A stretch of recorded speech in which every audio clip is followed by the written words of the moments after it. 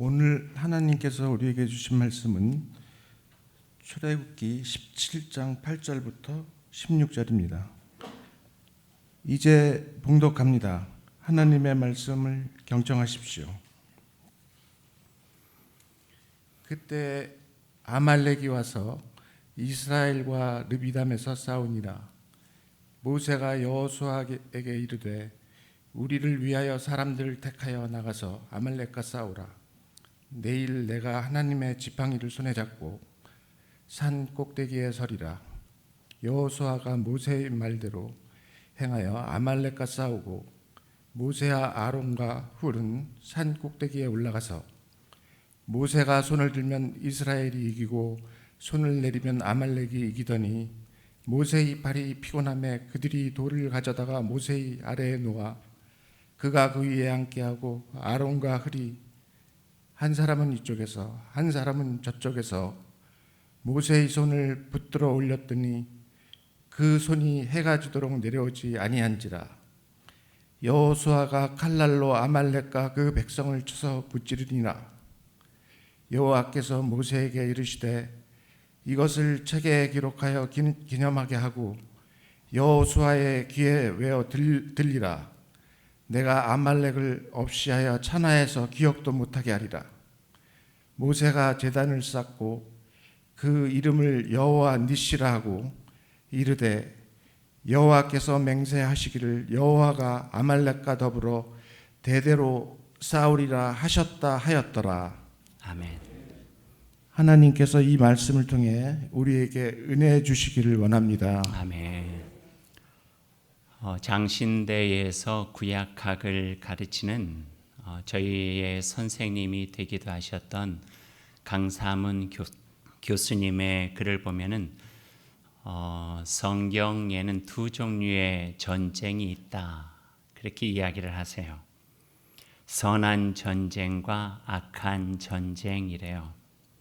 선한 전쟁은 거룩한 전쟁이라고도 말하며 하나님의 언약, 하나님의 약속에 근거한 전쟁을 말하게 되는데요.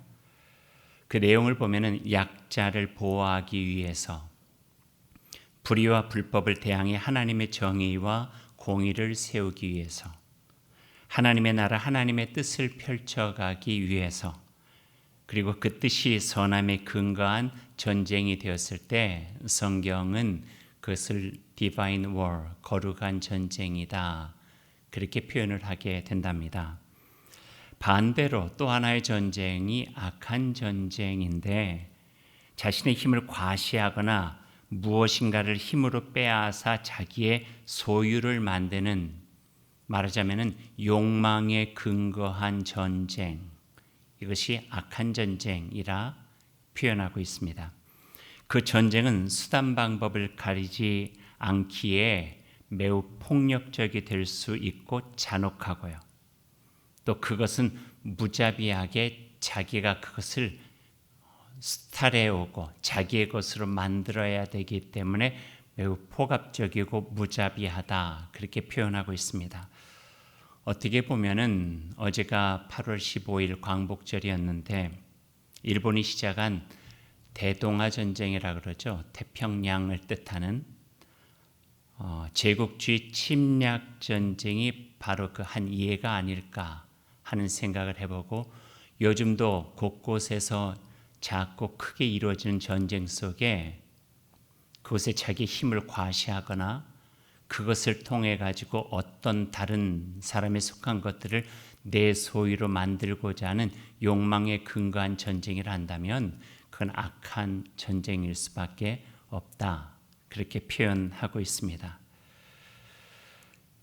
그래서 이 전쟁의 주 목적은요, 땅을 취하는 것과 또 하나는 전리품이에요. 남의 것을 내 것으로 만드는 것이죠. 구약에 나오는 전쟁 중 하나님의 약속에 근거한 전쟁을 보면은 하나님께서 그 전쟁을 하시기 전에 그 백성들에게 꼭 이런 이야기를 하세요. 전쟁 이후에, 승리한 이후에 거기에 있는 전리품 중에 그 어느 것 하나라도 자기의 소유로 삼지 말아라 하는 이야기를 하는 것을 우리가 보게 됩니다. 그 의미는 이 전쟁이 욕망에 근거한 전쟁이 아니라 하나님의 언약에 근거한 전쟁이라고 하는 것을 천명해내는 의미가 되겠죠.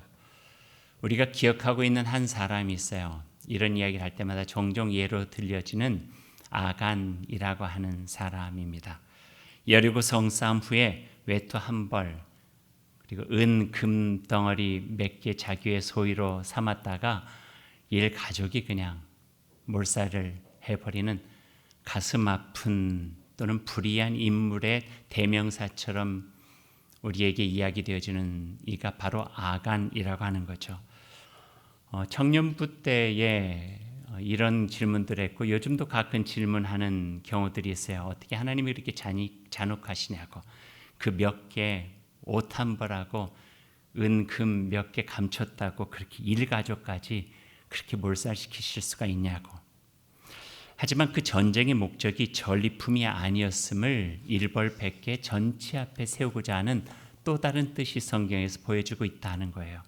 이것을 아주 작은 부분이긴 하지만 한 개인적인 부분이긴 하지만 그대로 놔뒀다가는 약속의 땅에 들어가서 이제 여리고성 싸움으로 시작되어질 수십 번의 전쟁에서 전리품에 대한 욕심을 그대로 놔두면 그로 인해서 새롭게 그 약속의 땅 팔레스타인에서 세워질 나라는 하나님의 주권이 상실되어진 욕망에 근거한 나라가 될 수밖에 없기에 이렇게 가슴 아프지만 이런 일들이 전쟁이 시작되는 처음에 있을 수밖에 없었다 하는 것들을 성서를 통해서 배우게 되는 것이죠. 꼭 이것이 민족과 민족, 나라와 나라의 전쟁에만 국한된 이야기는 아닐 것 같아요. 이건 우리들의 삶도 때론 경쟁이 전쟁과 같은 삶이 되다 보니까 적용해 볼 수 있는 일이 될 것입니다. 우리가 그 누군가와 경쟁을 할 때 그 경쟁의 목표가 뭔가? 욕망의 근거가 되어져 있는가? 아니면 하나님의 선한 언약의 근거가 되어져 있는가? 전쟁 자체가 가지고 있는 속성도 있고 경쟁 자체가 가지고 있는 속성, 이겨야 된다, 승리해야 된다, 그것도 있겠지만 그 전쟁을 왜 해야 되는가, 경쟁을 왜 해야 되는가의 그 근저 속에 우리들이 조금 더 진지하게 생각할, 특별히 우린 신앙을 가지고 하나님을 믿는 이들이기 때문에 그 안에서 생각해야 될 분명한 가르침은 있겠다 하는 생각도 오늘 말씀을 통해서 해보게 됩니다. 오늘 말씀이 전쟁 이야기예요. 아말렉 민족이 쳐들어왔습니다. 전쟁이 벌어진 것이죠. 아말렉이 쳐들어온 목적이 오늘 출애굽기에는 선명하게 나타나 있지 않지만 신명기 25장 17절 말씀 이후부터는요. 그 전쟁의 목적, 아말렉이 전쟁을 일으킨 목적이 분명하게 나오고 있어요. 제가 읽어드릴게요. 너희는 애굽에서 나오는 길에 아말렉이 네게 행한 일을 기억하라. 곧 그들이 너를 길에서 만나 네가 피곤할 때에 네 뒤에 떨어진 약한 자들을 쳤고 하나님을 두려워하지 아니하였느니라. 욕망의 근간 전쟁이라고 하는 것을 분명하게 드러내고 있는 거예요. 피곤한 틈을 타서 약한 사람들부터 죽여 히브리 민족을 멸하고 그들이 가지고 있는 값나가고 필요한 물건들을 빼앗기 위해서 아말렉이 히브리 민족 이스라엘을 공격하고 쳐들어오고 전쟁을 일으킨 거예요. 그 앞에서 방어해야 되는 이스라엘의 전쟁은 욕망의 근간 전쟁 앞에서 승리하여 하나님께서 벌이시는 일들이 어떤 것인가를 드러내야 될 필요가 있었다 하는 것이죠. 애굽에서 나와 광야에 있던 이스라엘 백성들은 지금 르비딤에 있는데요. 오늘 말씀 이전에는 르비딤의 사건 하나는요. 물이 없어가지고 마실 물이 없어서 반석을 쳐서 물을 내가지고 그 물로 목을 축이는 사건이 있는 거예요. 배고픔, 또 광야에서의 낯선 삶, 또 목마름, 삼중고가 있다 보니까요. 이스라엘 백성들은 약해질 때도 약해졌고 지칠 때도 지쳤고 원망과 불평 때문에 힘들어 있을 때 전쟁을 할 수 있을 만한 힘이 그들에게는 없었다 하는 것이죠. 그럴 때 아말렉 민족이 쳐들어온 거예요. 아말렉의 침략에 모세가 대응한 방법이 9절 말씀에 나오는데요. 우리가 생각하는 것과는 일반적이지 않아요. 성서 속에서는 종종 등장하는 부분이지만 9절 말씀 읽어드릴게요. 모세가 여호수아에게 이르되 우리를 위하여 사람들을 택하여 나가서 아말렉과 싸우라. 내가 내일 하나님의 지팡이를 손에 잡고 산 꼭대기에 서리라. 아말렉이 시작한 욕망의 전쟁에 대응하는 하나님의 백성의 방법을 보여주고 있습니다. 이 전쟁은 하나님께 속한 것이니 나는 하나님께서 나를 처음 부르실 때 내 손에 쥐어졌던 그 하나님의 지팡이를 가지고 산 꼭대기로 올라가리라. 그리고 하나님께 구하리라 하는 거예요. 하지만 너는 가서 현실적인 싸움, 전쟁에 사람을 택하여 최선을 다하여 전쟁하라. 그 이야기를 하고 있는 거죠. 모세 말대로 다음날 여호수아는 땅의 전쟁터에서 아말렉과 싸웠고요. 모세는 아론 훌과 함께 산 꼭대기에 올라가 하나님께 기도를 드리게 됩니다. 아론은 모세의 형으로 우리가 잘 알고 있는 인물이고요. 여기에서 나오는 훌에 대한 정보는 성경에서 찾아보기가 어렵지만 히브리 전승을 보면은 모세의 누이였던 미리암의 남편이라고 우리가 볼 수도 있을 것 같아요. 그리고 이어지는 10절에서 13절까지는 전쟁의 장면들이 묘사가 되어지고 있습니다. 10절과 11절 말씀 우리 한번 보시죠.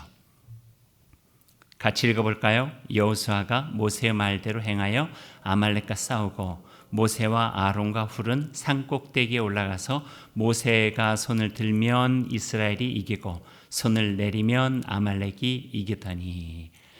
이 구절 가지고 설교를 하는 목회자들이 꽤 많이 있어요. 저도 여러 번 했던 기억들이 나기도 해요. 근데 오늘 이 말씀을 통해서 조금 다른 부분 속의 이야기들을 여러분과 나눠보고 싶어요. 분명한 건 이거예요. 전쟁은 산 아래인 땅에 있었어요. 그러나 그 승패를 가름하는 힘은 산 꼭대기에 있었다 하는 거예요. 전쟁의 승패가 전쟁이 벌어지는 현장에 있었던 것이 아니라 산 꼭대기에서 하나님의 지팡이를 잡고 손 들고 하나님께 구하는 그곳에 그 승패의 관건이 달려져 있었다 하는 말씀이죠. 현실적 삶이 있고 현실 속에서 우리를 지탱해 주고 그 전쟁을 이기게 하는 힘의 근원이 또 다르게 있다고 하는 것도 보여주고 계세요. 근데 재미있는 것은 모세가 손을 들면 승기를 잡다가 손이 내려오면 어려움을 겪습니다.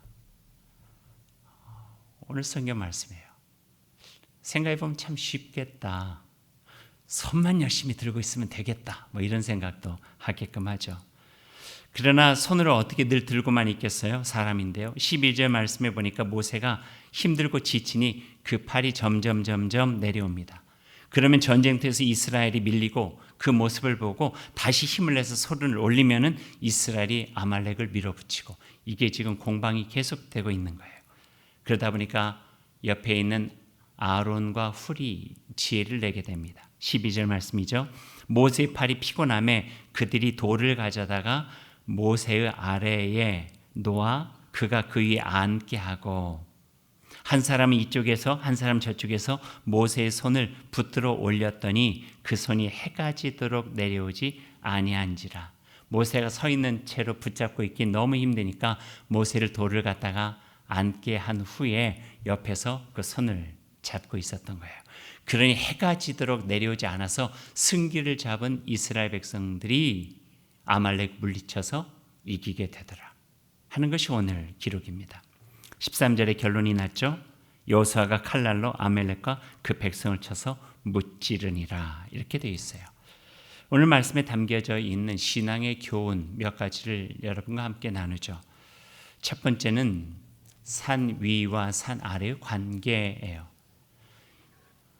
이것은 우리들이 들어왔던 설교를 기억해 보면은 우리가 수월하게 우리 마음속에 정리가 될 수 있는 부분이기도 해요. 십자가의 신학을 가지고 설명하는 부분도 있죠. 수직과 수평이죠. 하나님과의 관계가 얼마나 친밀한가, 그리고 이웃과의 관계가 얼마나 진실되고 좋은가, 그것이 하나가 되어서 온전한 십자가의 신앙이 이루어진다. 황금률로 주신 말씀처럼 하나님을 사랑하고 내 이웃을 내 몸과 같이 사랑하는 것, 십자가의 신앙과 연결이 되어지죠. 하나님과의 관계와 우리들의 현실적인 삶이 결코 동떨어진 삶이 아니라 매우 긴밀하게 연결이 되어져 있다 하는 것을 보여주는 상징적인 사례이기도 합니다. 여호수아는 산 위가 보이지 않았을 것 같아요. 볼 겨를도 없었죠. 그러다 보니까 자기가 하고 있는 이 전쟁에 몰입할 수밖에 없었던 거예요. 언제 자기네들이 승기를 잡고 언제 뒤로 밀리는지 이걸 알 수 있는 겨를도 별로 없었을 것 같아요. 하지만 산 위에서는 그 모든 것들을 볼 수 있는 거예요. 여호수아가 벌인 전쟁의 승패가 산 꼭대기에서 펼쳐지고 있는 하나님을 향한 모세의 전심전력에 달려 있었다 하는 거죠. 일반적으로 이것에 대해서 우리들이 이야기를 하기를 누군가를 위해서 보이지 않는 곳에 사는 영적인 후원, 영적인 후원이라고 하는 것은 꼭 영적인 기도라고 하는 단편적인 것만을 말하는 것은 아니에요. 누군가를 늘 마음으로 생각하면서 하나님의 도우심을 구하는 영적인 후원. 때로는 이것들이 잘 보이지 않는다 하는 거죠. 산꼭대기에 있기 때문에 자녀를 위해서 부모가 하는 영적인 후원, 방탕하고 있는 아들을 위해서 드린 엄마의 영적인 기도, 영적인 후원이 그 어머니의 기도 못 잊어 나 이제 집에 돌아갑니다.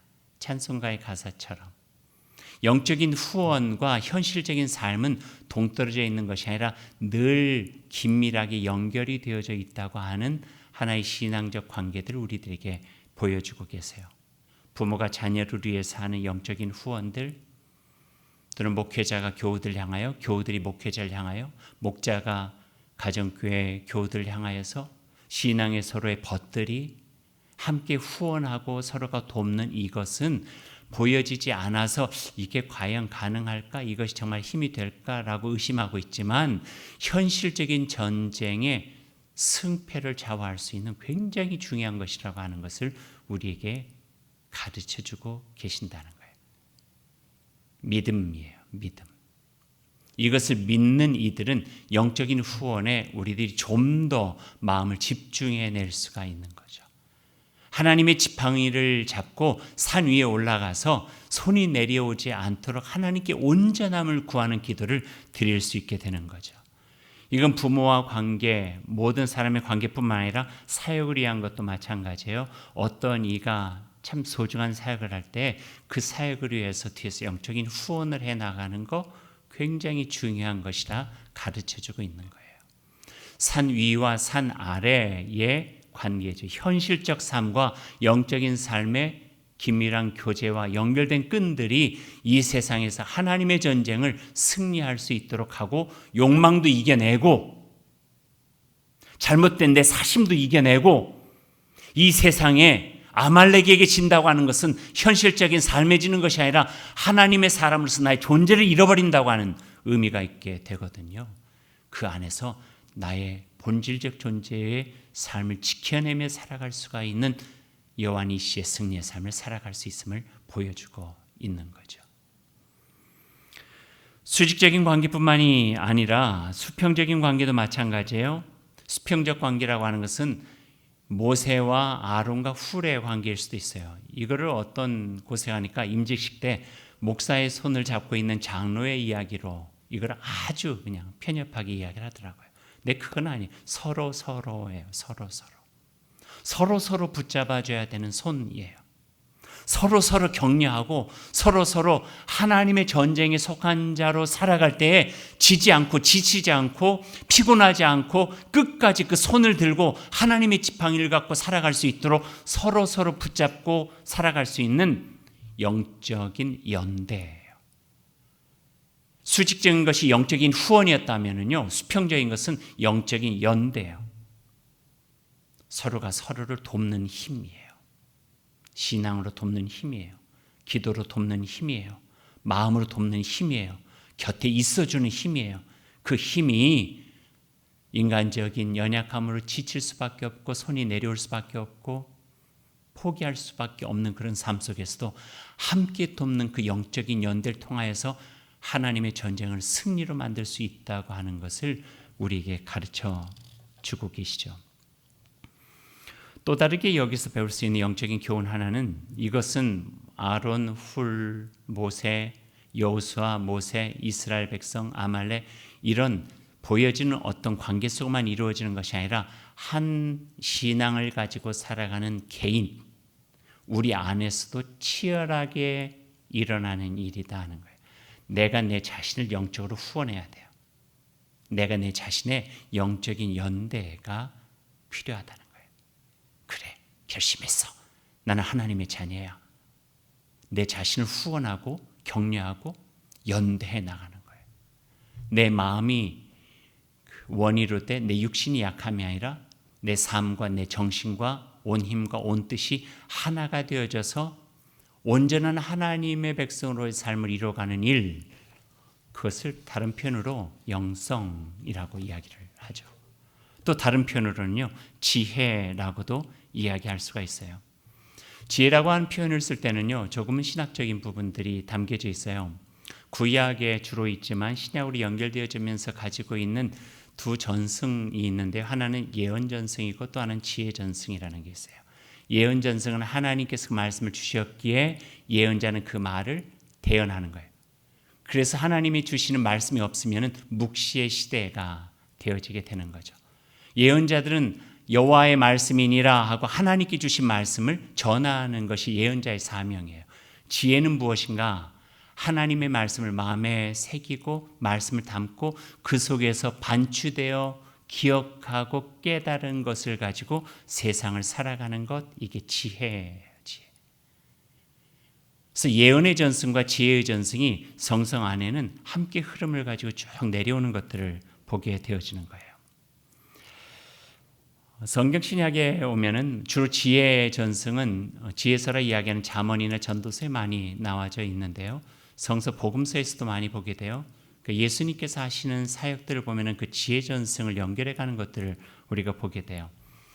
이 글을 읽다 보면은 두 사람을 비교를 해요. 하나는 세례자 요한과 또 하나는 예수님. 세례자 요한은 완전히 그렇다고는 볼 수는 없지만 그 많은 부분이 예언자 전승 속에 속해 있어요. 그래서 광야에서 외쳤어요. 주신 말씀을 가지고 회개하라. 그러나 예수님께서는 광야에서 그 말씀을 받고 삶 속으로 들어가셨죠. 땀샘새 나는 삶에 들어가셔서 함께 백성들과 호흡하면서 그 삶의 구체적인 일상 속에서 하나님의 말씀을 전하고 가르치고 실천하고 행하면서 이 땅에 오신 성육신적 삶을 보여주신 거예요.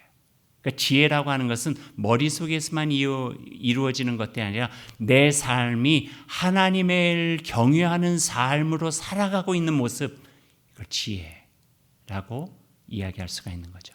그러니까 일상이 하나님의 초월적인 그 말씀이 일상 속에 들어가서 성육신 삶을 통하여서 보여지고 우리의 보편적인 삶 속에서 하나님을 경외하는 자로 살아가는 삶의 모습, 이것을 신앙적 지혜라고 표현할 수 있다 하는 말씀이에요. 지혜에 대한 이야기를 조금만 더 하죠. 지혜는 두 가지의 지혜로 꼭 그렇게 나눌 수 있는 건 아니겠지만 표현해 볼 수는 있을 것 같아요. 하나는 보편적 지혜예요. 보편적 지혜는 삶의 경험이 있음으로 인하여서 어른들에게 배울 수 있는 지혜죠. 이건 성경에서도 많이 나타나요. 보편적 지혜라고 하는 책을 많이 읽으면서 얻을 수 있는 거예요.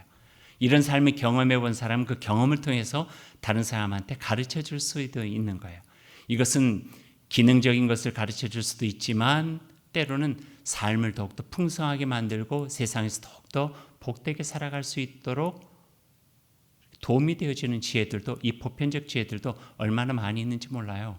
그래서 우리는 보편적 지혜를 얻기 위해서 좋은 어른도 만나야 되고 좋은 친구도 만나야 되고 좋은 책도 많이 읽어야 되고 좋은 삶의 경험들을 내 마음에 가져야 되는 것도 사실이고요. 근데 그거와 더불어서 신앙적 지혜가 가지고 있는 약간의 차별성이 있어요.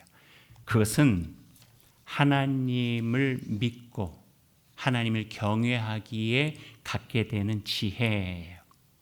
하나님 뜻과 섭리를 알게 됨으로 우리 안에 갖게 된 지혜죠. 생명과 구원을 얻는 지혜요. 하나님 안에서 온전한 삶을 살게 하는 지혜예요. 하나님의 말씀과 예수 그리스도의 가르침과 삶을 통해서 얻어진 지혜, 진리로 인한 지혜, 생명의 진리를 알아감으로써 내 안에 갖게 된 지혜, 보편적 지혜와 더불어서 삶에서 죽음을 넘는 삶에서 온천지 만물을 창조하시고 지으시고 우리를 인도해 주시는 하나님의 피조 세계 속에 함께 속해 있는 피조물로서 하나님을 인정하고 그분을 경외함으로써 갖게 되어지는 생명의 진리 속에서 얻어진 지혜, 그 지혜라는 거예요. 이건 보편적 지혜로 얻어지는 것이 아니라 신앙적 지혜요, 영적인 지혜요, 믿음의 지혜라고 할 수가 있는 거죠. 삶이란 현실의 성공에 지혜가 많이 필요하지만 그러나 그 인생을 하나님의 피조된 백성, 하나님의 자녀로 살아가기 위해서는 보편적 지혜만 가지고는 안 되며 그 믿음 안에서 만나게 된 하나님께 주시는 참된 진리 속에서 얻어진 그 지혜가 있을 때만이 이 땅을 온전히 살아갈 수가 있게 되어진다. 이렇게 말씀드릴 수 있어요. 예를 잠깐 들어보면 아침에 해가 떠오르죠. 과학적인 지식으로도 표현할 수 있고 그러지만 성경을 보면은 만물을 새롭게 하시는 창조주의 영광을 보고 그 해를 통하여서 하나님께서 오늘 나에게 주신 하루를 더욱더 주님의 합당한 인간으로 살아가게 하옵소서. 어쩌면 이것이 신앙적 지혜로도 연결될 수 있는, 내가 누구인가를 깨닫게 되는 거죠.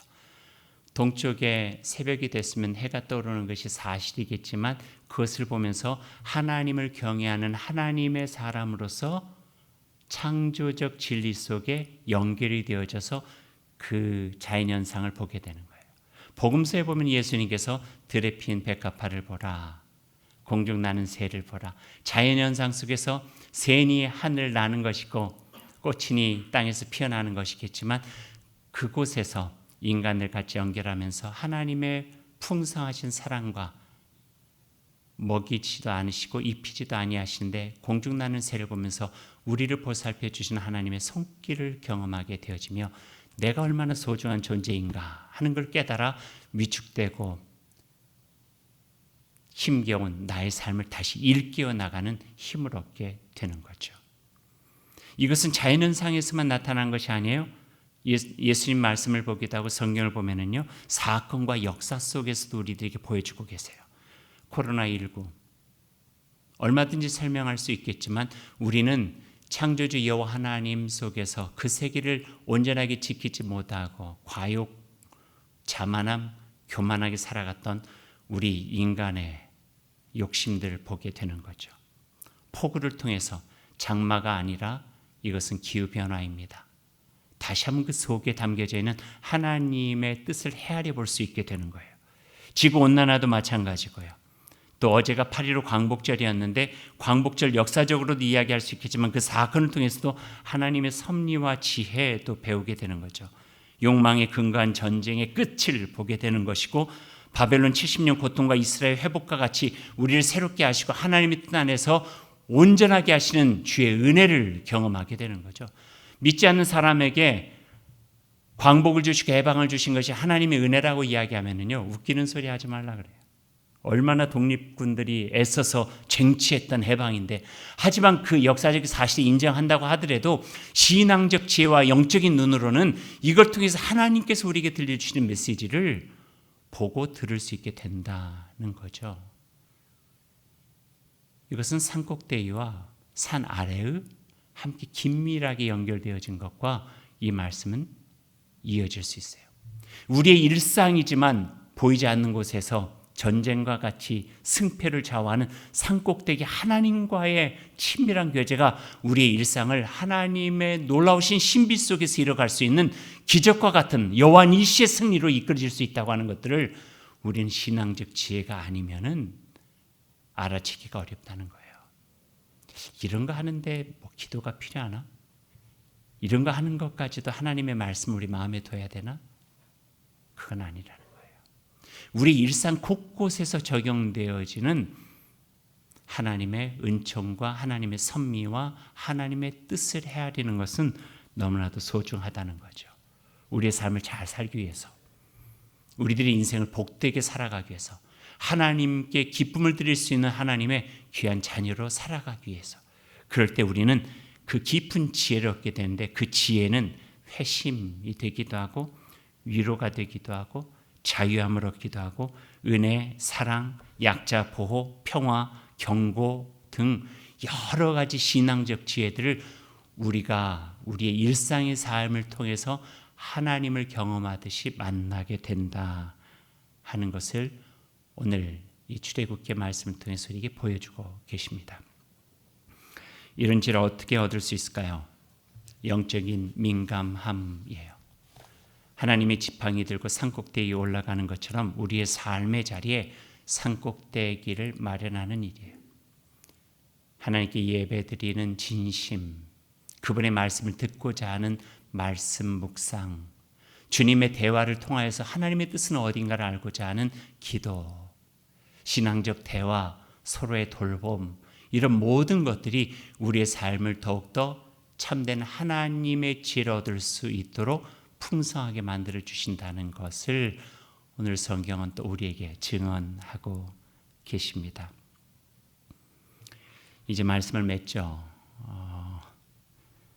찬송 하나를 소개하면서 말씀해 줄게요. 오늘 설교 후에 같이 부를 찬송인데요. 455장 찬송인데 2절 말씀이 오늘 김현 집사님 기도하셨는데 어쩌면 기도를 저 설교 같이 쉐어하지도 않았는데 제가 하고 싶은 말씀을 다 그렇게 기도에 담았는지 모르겠어요. 근데 오늘 찬송 부를 이 내용도 2절 가사는 저의 한 30분 가까이 된 설교를 한 구절로 요약해가지고 찬양하게 만들고 있네요. 가사가 이렇게 되어져요. 주 모습 내 눈에 안 보이고 그 음성 내 귀에 안 들려도 내 영혼 날마다 주를 만나 신령한 말씀 늘 배우도다. 이렇게 돼 있어요. 우리의 삶이 산 아래의 삶이 그런 거예요. 주 모습 내 눈에 안 보이고 그 음성 내 귀에 안 들려도 안 들릴 때 많고요. 안 보일 때 많죠. 그러나 내 영혼 날마다 주를 만나 산꼭대기를 마련하는 일, 하나님의 지팡이 들고 손을 드는 일, 그러면 신령한 말씀 늘 배워서 이 땅에서 하나님의 귀한 백성으로 여호와니 시 승리하며 살아갈 수 있도록 힘이 되어 주신다 하는 말씀을 오늘 우리가 들을 수 있게 됩니다. 전쟁터와 같은 일상의 삶이라 해도 산꼭대기에서 손을 올리고 하나님을 만나듯 내 영혼 날마다 주님을 만나 신령한 말씀과 그분께서 우리에게 넉넉히 허락해 주신 은혜와 사랑을 가슴에 채운다면 세상의 전쟁에 위축되지 않고 유혹되지 않고 혼란스러워지지 않고 온전하게 주의 백성다운 삶의 모습으로 꾸준히 나아가 이 땅의 전쟁을 승리하여 여호와 니시 하나님께 제단 쌓아 주님께 영광 돌리게 될 줄로 믿습니다. 오늘 이 말씀이 우리의 삶에 큰 힘이 될 수 있기를 소망합니다. 기도하십시다. 하나님, 경쟁이 지나쳐 전쟁터와 같은 삶을 우리가 살고 있습니다. 그러다 보니까 우리 늘 허전하고 우리의 삶은 지치기도 하고 겁도 나고 두렵고 불안하기도 합니다. 오늘 주시는 말씀은 연약한 과정이라 할지라도 광야에 있어서 기댈 곳 없다 할지라도 여호와 하나님께서 그 지팡이 들고 산꼭대에 올라가 하나님과 교제하면 우리 이 땅에서 지지 않는 하나님의 백성으로 세워주신다고 하는 것을 우리가 배우게 되었습니다. 하나님, 오늘 주신 말씀 마음에 깊이 새기게 하시고 불안한 이 세상 속에서 온전하신 여호와 하나님의 백성답게 나아가 하나님께서 이 땅에서 이루어가시고 있는 그 선한 전쟁에 승리하게 하시고 악한 전쟁에 지지 않는 주의 백성 될 수 있도록 함께하여 주옵소서. 예수님의 이름으로 기도드립니다. 아멘.